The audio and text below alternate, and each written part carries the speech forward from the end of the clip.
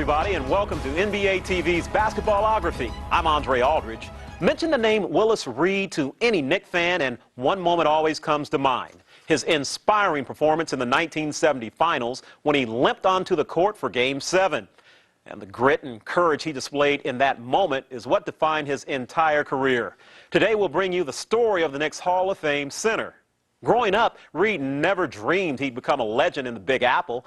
He came from a small town in Louisiana, a place so tiny, Willis once said, they don't even have a population. He went on to star at Grambling, but even then he didn't attract much national attention. Yet this determined young man would go on to become an NBA legend and the leader of the New York Knicks. He was the captain. In quotations, Willis was the captain. He was the guy who kept us together. He was the heart of the ball club. I think what he stood for, the signature of that the guy would never quit, the feeling that nobody would ever mess around with him physically. But he was not big. He was like 6'9", 6'10", with that great left-handed mid-distance jumper and a ferocious rebounder. He was our center. He was the heart of the team. We counted on him every game. Another superb performance by Willis Reed. He came through game after game. We operated around him. Rebound, Reed. He could rebound, shoot. Here's the jump from 20, good, and Willis has hit 3 in a row from outside. Handle the ball, pass the ball. Been an outstanding ball game for Willis Reed. He was just a great player. Willis Reed with 36 points, another big ball game. The man who would become the captain came to New York in 1964. Back then, he was unheralded second-round draft pick. Coming out of Grambling, he wasn't that well known before he got to the Knicks. When I was drafted, I talked to Eddie Donovan and Ned Irish, who was the president of the Knicks at the time, and they said, we're going to draft us an NBA championship team. And they set out to do that. We ended up with Bradley, Stallworth, Cassie, Frazier. Through the mid-'60s, the Knicks built around their young players. But there would be some growing pains along the way as the team had losing records in Reed's first 3 seasons. And after becoming the league's Rookie of the Year, Willis had to move to power forward to make room for Walt Bellamy. That problem was solved when Bellamy was sent to Detroit in a trade for Dave DeBusschere, the perfect fit.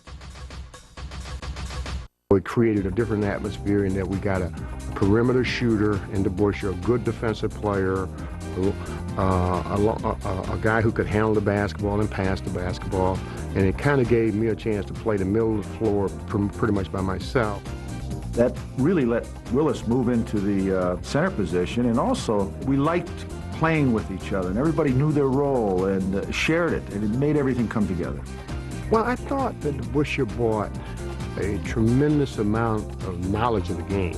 I think he brought a maturity level, he brought a sincerity, a vision of, hey, let's try to win this thing, you know, let's try to be the best team in the league.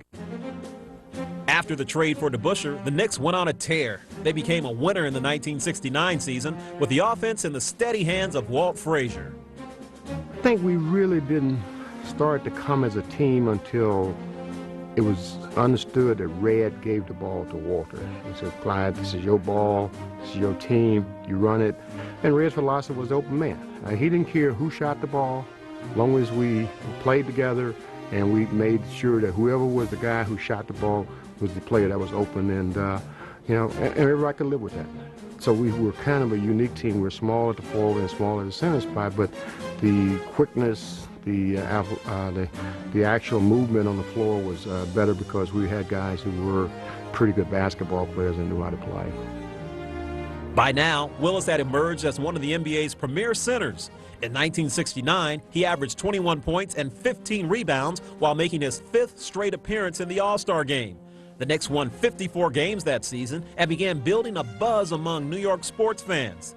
But they lost in the Eastern Division Finals to Bill Russell and the Celtics in the final year of their dynasty.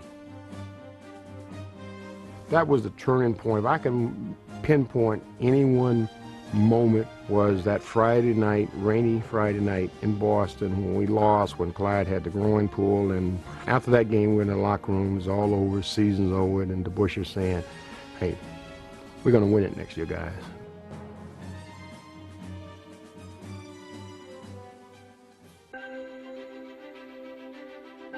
After their disappointing playoff loss in 1969, the Knicks entered the 1970 season with just one goal on their minds. Everybody went home for the summer believing that, and I think everybody came back to camp and they were in great shape, and the season started on the road. With Willis leading the way, New York burst out of the gate that season. Defense, teamwork, and the DeBusschere trade had turned them into a powerhouse. The Knicks were steamrolling every opponent, and the victories continued to mount.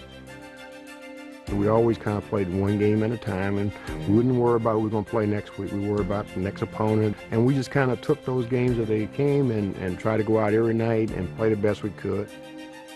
The Knicks went on a winning streak that grew to record proportions. They tied the NBA mark with their 17th consecutive victory and would have a chance to break it against the Cincinnati Royals, but things were looking bleak. I remember we were down 5.16 seconds to go, playing Cincinnati at Cleveland.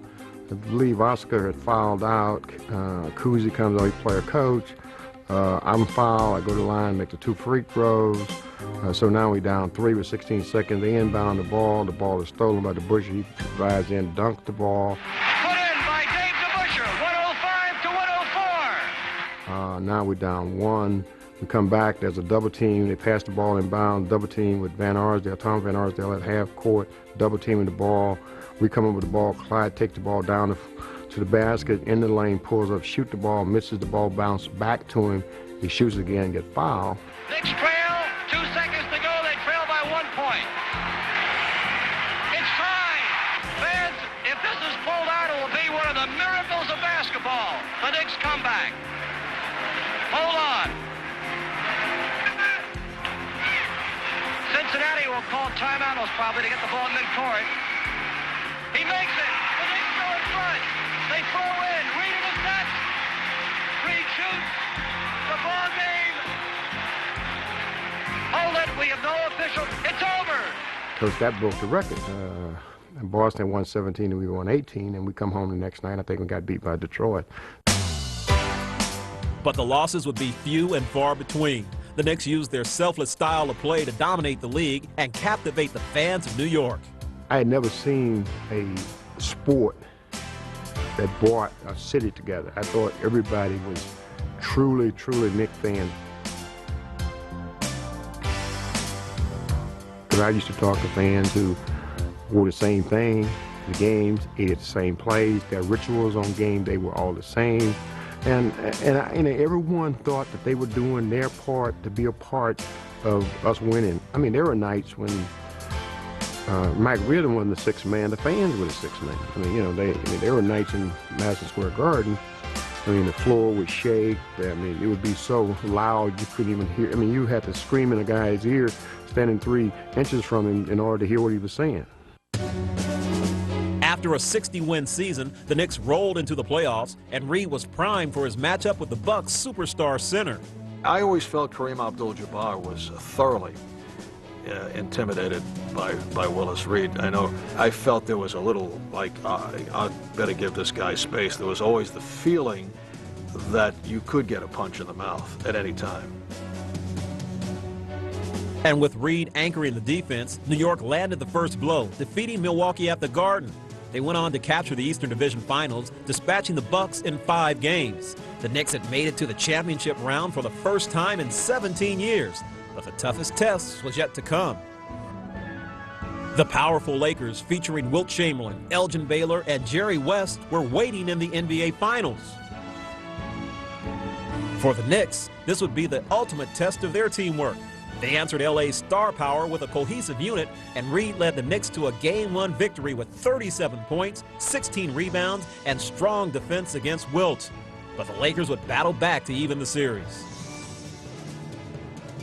As the scene shifted to LA, the Knicks once again looked to Willis, but they couldn't stop the Lakers, who led by 14 at halftime of Game 3. The Knicks came storming back and took the lead late in the fourth quarter.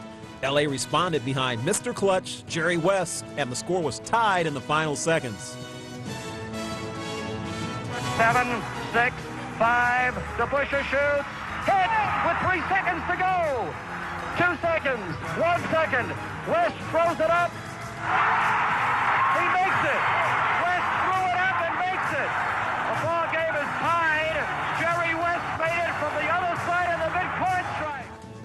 Despite the miracle shot, the Knicks went on to win the game in overtime. Through the first 4 games of the finals, New York and Los Angeles battled to a deadlock. But during the series, Willis Reed had been bothered by a nagging injury, and in Game 5, things went from bad to worse. I remember I had a real problem with my left knee, and the question was, well, do you want to take a shot of cortisone in your knee? And I knew that wasn't good, so I said, I don't think I will. Anyway, in the first quarter, I'm driving to the basket on Wilt, and I made a real strong push off my right leg, and I felt something pull in the thigh, and I went down. And I said, oh, I'm hurt. How can this happen? You know, you're dreaming about it. Since I was a kid back in Louisiana. Willis very slow to get up. I laid there for a minute, and Danny came out on the floor, and I laid there, and I finally got up, and I really thought, well, maybe it's not as bad as I thought it was. So we started to play. I went up the floor and down a couple times, and I couldn't go anymore. I just knew I was hurt, and I think that was the significant game of that whole 7-game series, because we were down 20 at halftime, and we won a game that there was no way that we should have won. But I think that was the emotions of the crowd, being home, the 6 man as the fans, and you know, Dave Starwood, Cassie Russell, the Porsche. I mean, everybody made shots. They made spectacular defensive plays, great offensive moves, and we came back and won that game. Stallworth, he sets now, drives on Chamberlain, past the basket, McGinn is good! This must go down as one of the great games in the history of the New York Knicks. But the Knicks would quickly come back down to earth in Game 6. Back in L.A. with their captain confined to the bench in street clothes, they were simply no match for the Lakers. Wilt was at his overpowering best, shredding the New York defense for 45 points and 27 rebounds. L.A. rolled to victory, tying the series at 3 wins apiece. It was back to New York for Game 7, but would Reed be able to play? Game 7, the 1970 Finals. The big question is, will Willis Reed play tonight? There is tremendous doubt right now. When we leave the locker room, he's still on the training table. The players don't know if he's going to play.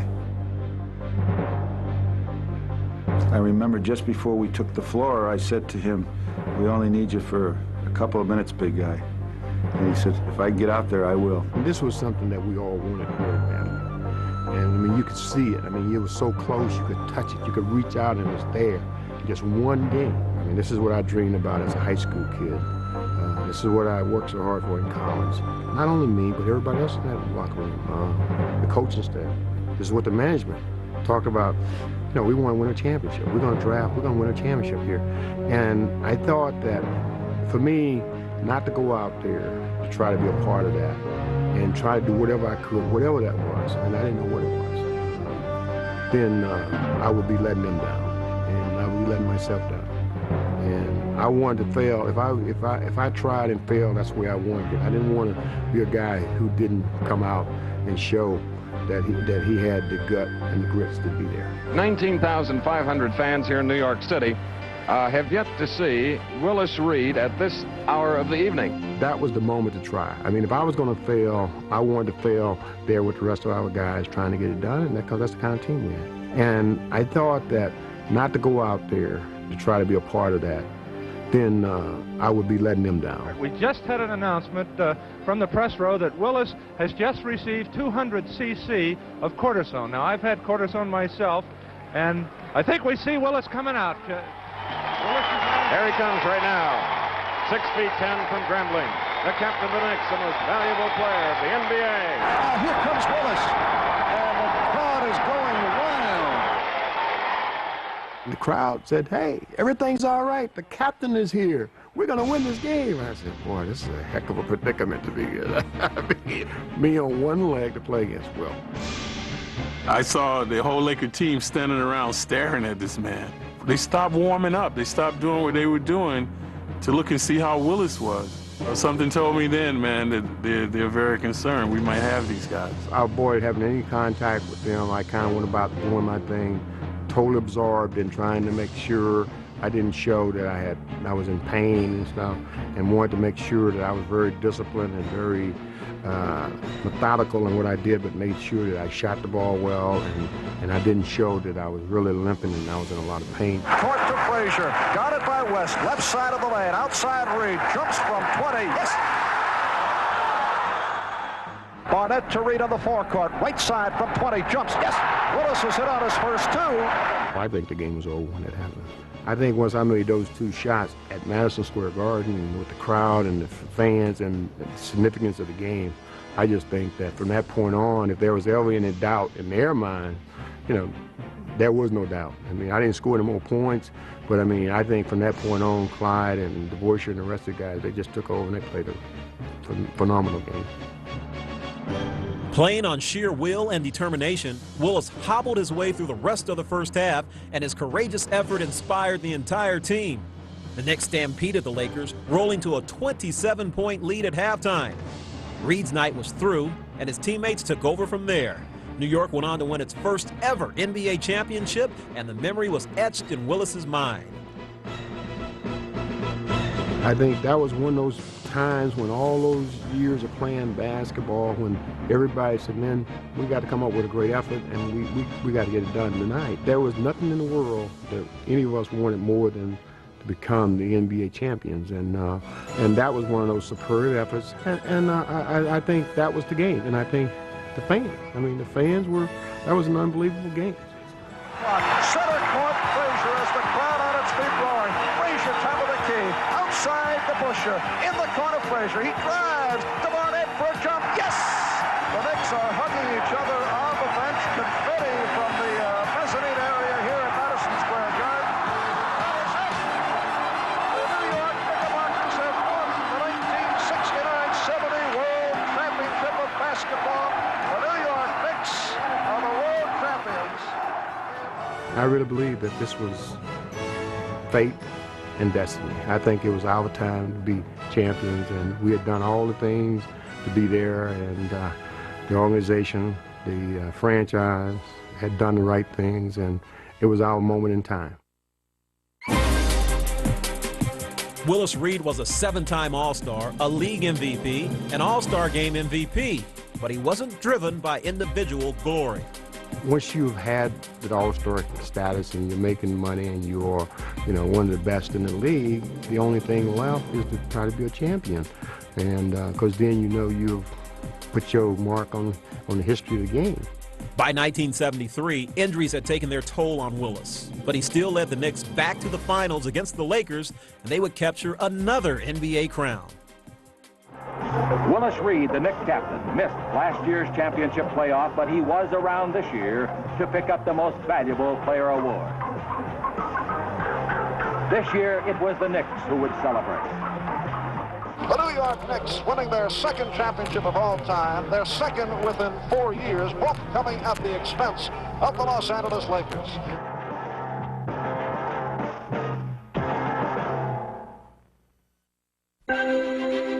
The injured captain could play only 19 games in 1974 before finally calling it quits. 3 years later, he took over as New York's head coach, and he would remain one of New York's pop heroes.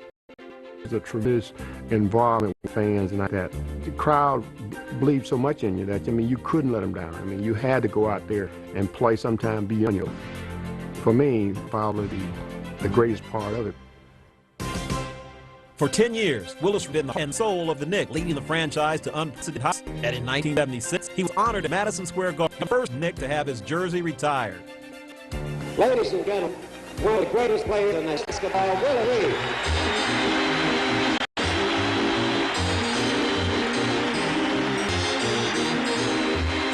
Willis forgot to give me, so I'll have to speak from heart. On behalf of the New York Knicks management and the players, we present to you this plaque. It's a great honor. We've all missed you. We've never been the same since you left. And we just wish you the very best in whatever endeavor you choose to follow after this.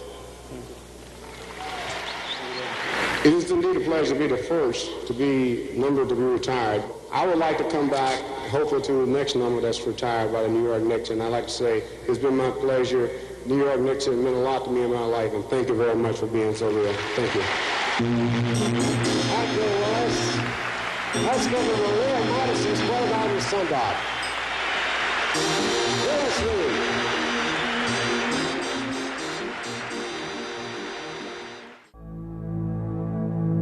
Willis went on to join the New Jersey Nets, becoming the team's general manager and also serving as their head coach. Throughout his career, he commanded tremendous respect as a man who combined quiet dignity with fierce determination. He was a very gentle guy on a personal level, but on the court, he would be very intimidating, even to guys bigger than him. He was a remarkable ball player. He was a sturdy human being. He was sort of a personification of sturdiness. He's our leader, he's our captain. He was the inspiration that started everybody off on our team, the fans. The only thing I always wanted to be said about me as a player that he gave 100%. He was a hard worker. Because I think once you've done that, the rest of it is you have no control over it.